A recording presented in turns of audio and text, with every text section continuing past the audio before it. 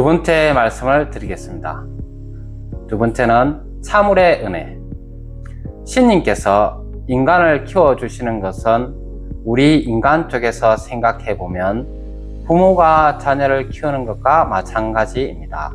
가장 기본적인 먹는 것, 입는 것부터 해서 만사를 하나하나 가르쳐 그 후 성인이 되면 결국에 부모의 은혜를 알게 되겠지요.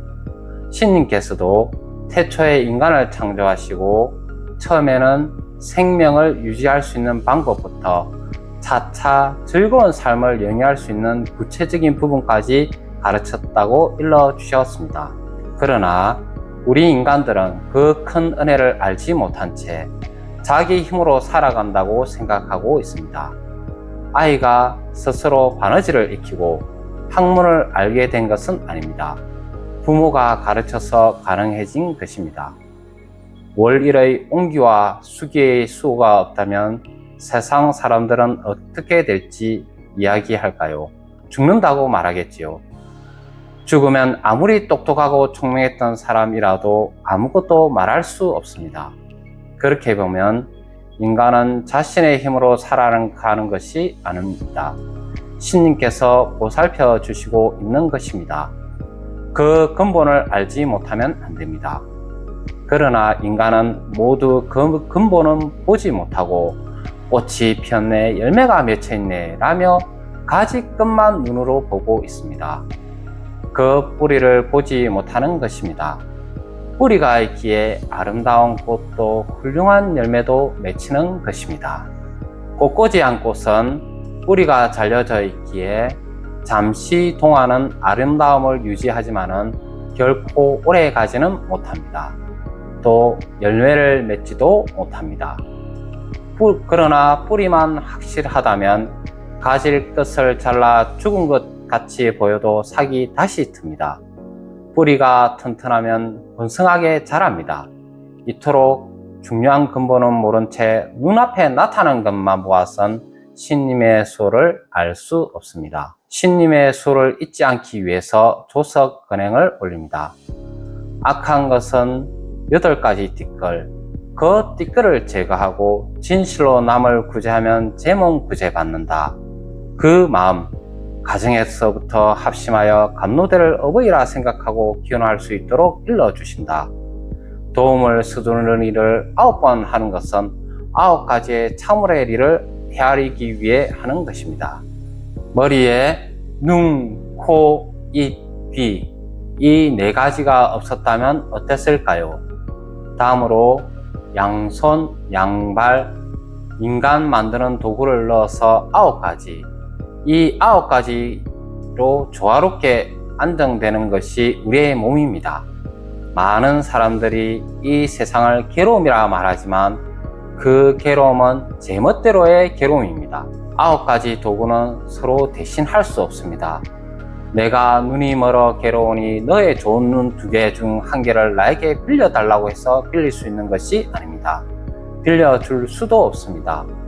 대체품이 있으면 빌려주거나 빌릴 수 있습니다. 그러나 대신할 수 있는 가벼운 도구는 없습니다. 어느 하나 대신할 수 없습니다. 이토록 훌륭한 9가지 도구를 사용하고 있으므로 조석 근행 때 별탈 없이 빌려주고 있음에 감사함을 전하며 또 오늘 하루도 감사하게 사용할 수 있도록 기원을 드립니다. 이렇게 신님께 기원을 올리고 감사히 사용한다면 부족, 불만은 있을 수 없습니다. 두 번째 말씀 마쳤습니다. 세 번째 말씀 들어가겠습니다. 세 번째 말씀으로 수은의 리. 수은의 리는 무겁습니다.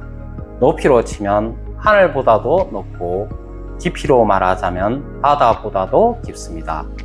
금전에 있어서는 얼마만큼의 가치가 있다고 표현할 수 없을 정도의 큰 값어치를 치러야 된다고 말합니다. 의사가 손 뗀 병을 누가 구제할 수 있을까요? 의사가 손을 넣으면 그것으로 끝입니다. 인간의 힘으로 구제받을 수가 없습니다. 그것을 수은의 리를 받은 용제가 신님의 힘을 빌려서 구제하는 것입니다. 절체절명의 상황에 맞닥뜨릴지라도 하늘로부터 받은 수은의 리로 다스려 구제한다고 일러주셨습니다. 이것을 나무의 예를 들면 조경사가 아무리 나무를 접붙여도 옹기, 수기에 수호가 없으면 말라 죽어버립니다. 신님께서 직접 그 나무를 잘라서 이어 붙이시지는 않습니다. 잘라서 이어 붙이는 것은 조경사가 하고 그것이 붙고 안 붙고는 신님의 영역입니다. 이처럼 아무리 나쁜 사람이라도 잘못된 마음을 바르게 고칠 때 마음을 잘라서 새로 이어 붙이는 것은 정갈인이 합니다. 하늘로부터 직접 이야기를 들을 수 없기에 정갈인으로부터 차차 이야기의 리를 받는 가운데 과연 그렇구나 하는 일을 깨닫고 지금까지 나는 이랬고 이제부터는 이렇게 하겠습니다 하며 새로운 마음을 잘라 붙인다면 하늘로부터 수은의 리로서 구제받게 됩니다. 수은의 리를 받았다면 그 후는 5년이든 10년이든 언제까지라도 기꺼이 빌려주십니다. 신님께서는 결코 다시 되돌려 달라는 말씀은 하지 않는다고 일러주셨습니다.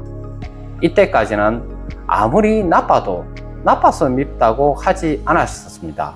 자녀들은 이것을 모르며 지내고 있습니다. 아, 몰라서 나빴다. 지금까지는 이러했기에 이제부터는 이렇게 하겠다고 마음 작정하면 5년이든 10년이든 115세까지도 확실하게 맡아주십니다. 그 수은의 리를 받았던 때의 마음을 평생 잊지 않고 걸어간다면 평생 괴로움은 없다고 일러주셨습니다. 그렇지만 한여름 더위를 잊게 해준 시원한 그늘의 감사함을 잊어버리는 것처럼 구제받은 당신은 그 은혜에 감사하지만 해가 가고 달이 가면 그 은혜는 점점 잊혀지게 마련입니다. 이 길은 틀림없다고 말하지만 세상 사람들은 그렇지 않다고 말하며 일반 세상의 마음으로 되어버리는 것이 인간의 마음입니다. 이 인간의 마음은 세간의 마음입니다.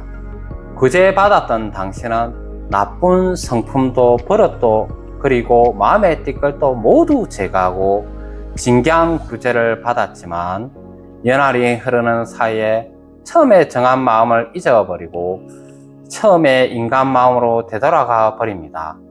되돌아가 버리기에 다시 되돌리는 거야.